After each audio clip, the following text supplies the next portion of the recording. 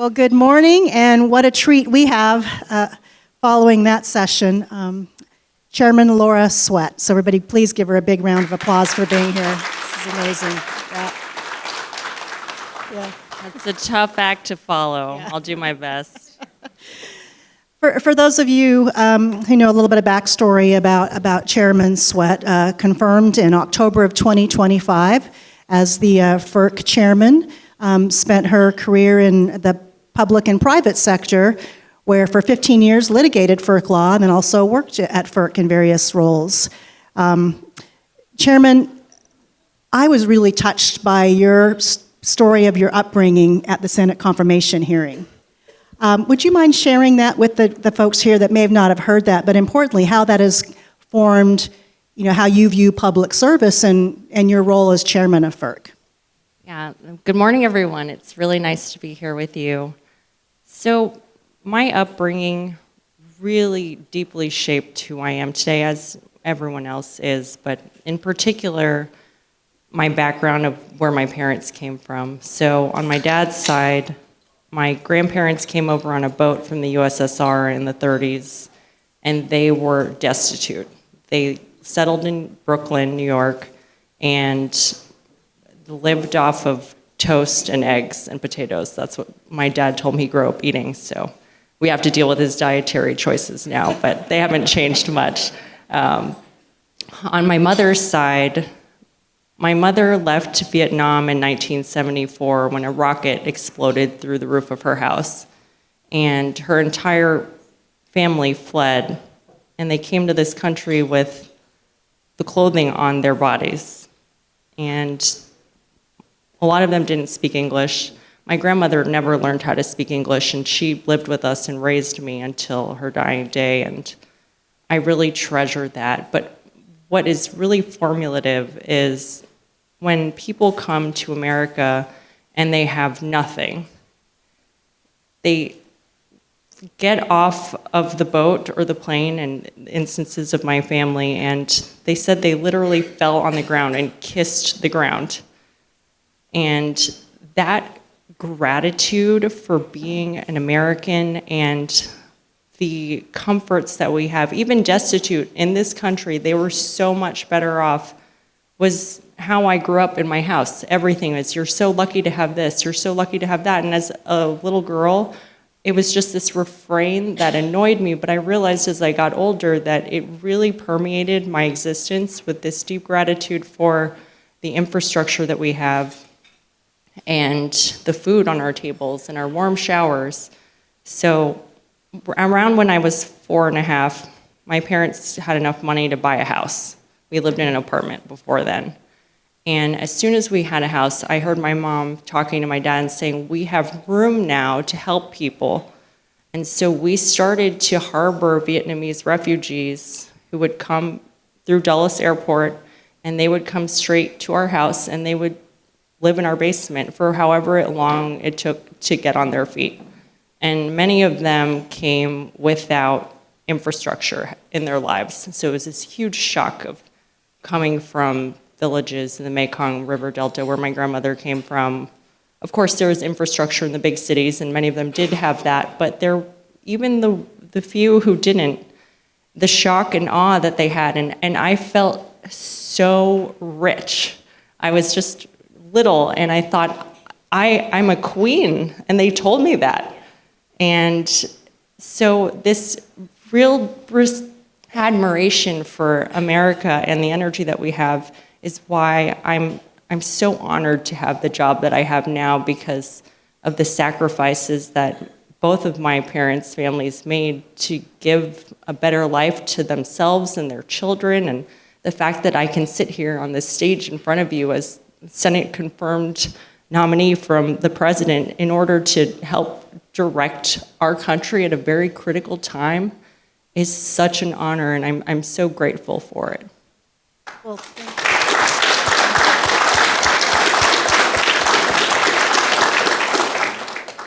you. We've heard earlier and just now how critical energy is to improving people's lives. And you clearly have led FERC to understand and work through how are we going to continue to safely, economically deliver energy to communities and people who need it all over the U.S. You're entering the chairman role at a unique time where we're experiencing generational demand that we haven't seen, I have not seen in my professional career. And I've been in this career a very long time. And one of the things that's driving a lot of this demand is power generation load. And the integration of large loads or data centers, AI data centers, is a critical issue right now. And data centers are not the only driver of electricity demand growth, but it is certainly a significant part of it. So I know FERC has an ongoing proceeding on this, but I'm curious if you can share anything about how is the Commission thinking about interconnecting these large loads to the grid? Well, we have many ongoing proceedings, but I think the big question is, are we going to get a sneak peek on how we're going to rule on Secretary Wright's rulemaking directive, which our deadline is April 30th. It's not now. So this problem is generational, of course, for our country. And many of you may know that our electric markets are broken up all over, and they each have around a 2,000-page electric tariff that FERC approves. And that's a law. And so the markets and their stakeholders are very different depending on the geography, the corporate structure. Some markets are vertically integrated, and that lends to very different solutions. So the way that I see it, our country, if you look at it as a whole, has an issue facing it. But if you look at each market, they are at different progressions on how to solve the problem of connecting large load and to get generation online in order to fix it. So that's a sneak peek of where I'm thinking, but we do have about, well, at more than 30 days to solve this problem. Thank you. Thank you. The Secretary mentioned the 7-county infrastructure coalition decision from the Supreme Court. And that decision was highly consequential. In its decision, the court pointed to the importance of agency expertise, that agencies are in the best position to determine what environmental information they need to make informed decisions, and that lower courts should not second-guess that thinking. How can FERC take full advantage of this ruling in the context of NEPA, and how can we ensure that the information that you need as the FERC chair and the FERC commission, you have enough of that to make informed decisions without making NEPA so expansive that it slows down our ability to build infrastructure? Yeah, so 7-county, no doubt, was a huge win for the industry and for anyone who doesn't want to spend a lot of time and resources litigating, which, as someone who has spent my entire career litigating the turn of phrase in FERC orders, I have a great appreciation for how long things can take. So now the cost of building a greenfield pipeline, and I hate to harp on Mountain Valley, but the cost of Mountain Valley pipeline, which was critical to driving down prices, increasing supply for our country, now that it's been built, it's very clear that this was a no-brainer and we would be on our knees crippled without it in our economy. That pipeline took billions upon billions of permitting litigation and cost and time. And the actual cost of building the pipeline, I know, was less than half of what the end cost was, but the actual construction. And that is a tragedy for our country, no matter what side you're on.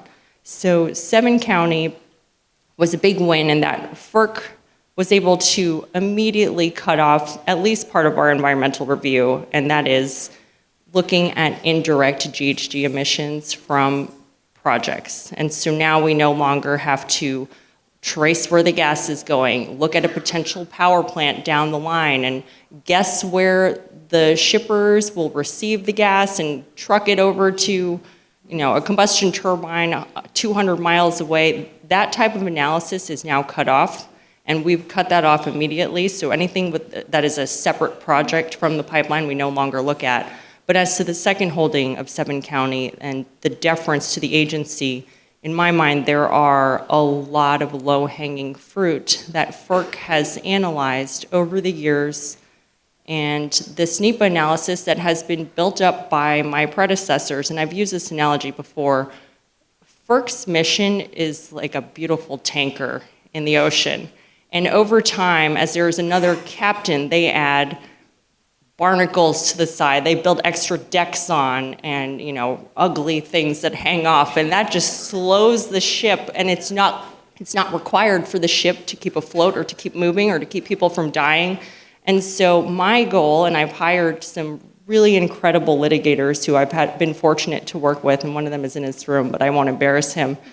They have come to FERC to help me in my mission of, with an eye towards the law and exactly where the line is as instructed by the Supreme Court and the DC Circuit and the other federal courts that people wager and gamble into challenging FERC orders, to see where that line is and to look at everything that FERC does in the building that exceeds that line. And there's quite a bit of that, but we have to be very deliberate in the way that we decide what we will cut. And that is with an eye towards litigation on behalf of the agency, but also the companies who are looking to put in the billions of dollars to invest in these projects. I don't want you to be in court for 9 years because we made a crappy order that didn't keep the law in mind. So when we start taking action, which I hope will be soon, it will be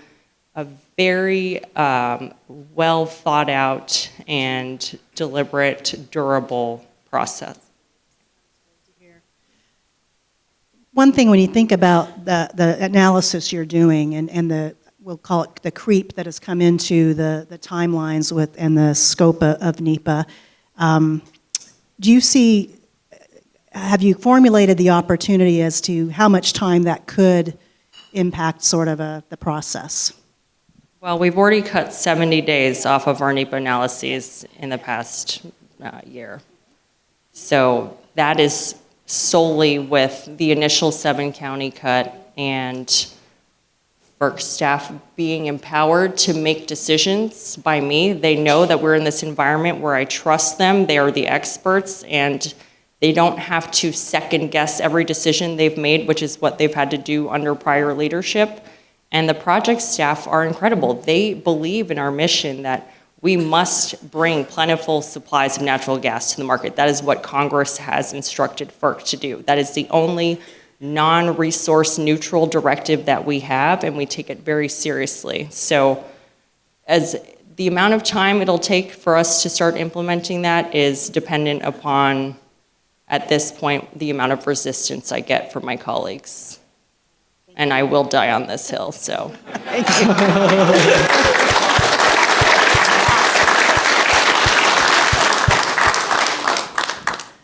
Chairman, the FERC administration has been focused on some very key national strategic objectives: onshoring, industrialization, winning the AI race, and strengthening global alliances through energy. And clearly, the FERC does not initiate energy or infrastructure development, and it's designed to act on an application that's submitted. But as a leader in the administration, how do you see FERC's role in helping advance the administration's objectives? So FERC is in this very tricky legal environment. We have a federalist system, which I very much admire and respect about our country. And the states have pure jurisdiction over generation siting decisions. Whether or not you can build a coal plant is legal in one state and a crime in another. And so FERC is in this receptive posture, as you said, our bulk electric system jurisdiction. So all we can do is be making clearer, more efficient rules on how generation can be studied and connected to the grid. And that involves a lot of our utility partners who control and own the assets on the grid. So as far as we're concerned, this is top priority on the electric side. And my colleagues and I, it is a bipartisan issue to ensure that we instruct the markets to thoughtfully and quickly allow generation to come online because we're on the brink of a cliff in our country. And we need to get this generation on as quickly as possible. And it makes me crawl in my skin that I cannot do anything to get the generation, but there have been proposals across the country in different markets. There's the market SPP that has made the most advancements in studying and getting generation on faster. And so we're both receiving and aggressively instructing the markets depending on where we see the need and the demand. All right, last question. I'm getting a sign over there. I'm just curious if you could give any advice to the industry on what we could be doing differently or better to help FERC do your job better. So I lectured at a very prestigious law school 3 weeks ago, and it was also kind of recruiting. I want big minds at FERC, and it was an energy law class, and they expected me to come talk about electricity. But instead, I forced them to listen to my natural gas pipeline lecture for 90 minutes. And this is how I opened the class, because legal schools or law schools that are very high up, they tend to be very political on the left side of the spectrum. And this is something I'm getting increasingly frustrated over, which is I opened the class and I said, I'm going to talk about gas today. And everyone goes, ugh. And then I said, I challenge you, because I know everyone in this room is so smart. That's how you got here. You fought to get here. Your spot is worth millions of dollars in future earning potential. And I challenge you to set aside this emotional, knee-jerk kind of amygdala brain reaction towards the words fossil fuel. And every time I said a word, it dropped and everyone cringed. Fossil fuel, gas, pipeline. And by the time I did this, everyone's face was just so broken. And I said, look at your faces, look at your colleagues. Why do you have this face right now? Because if you strip out the emotional element and just look at the numbers of Winter Storm Fern, for example, thousands of people would have died in this country, but natural gas provided about half of the generation. And in New England, where we were, that's a hint of where I was, I said, in New England, you burn fuel oil, trash, and wood. And why do you want to burn that instead of clean natural gas? And they kind of looked around and said, and how high are your electric bills? So if you take away your emotion and your negative reaction, then just look at the numbers of energy in our country and how we survive and what our economy runs on. Why can't we think about energy that way? And that's something that people, not just in law school, but at the level of my fellow colleagues and people in the industry, there is a very visceral, emotional reaction to different types of fuel. And I really am neutral when it comes to we have a huge problem and we have to solve it however we can. Well, that's great feedback. And that's what Natural Allies is helping us do as well, and get that word out as how critical natural gas is to the entire energy value chain. So I also just want to thank you, Chairman, for your leadership. We have seen a significant difference on behalf of the natural gas pipeline industry in FERC getting back to business. And I'm excited to see what's ahead. So thank you so much for your leadership. Well, thank you for being great partners with us. I do want to be a partner, and I thank everyone in this room for everything that they're doing for our country, because you are critical.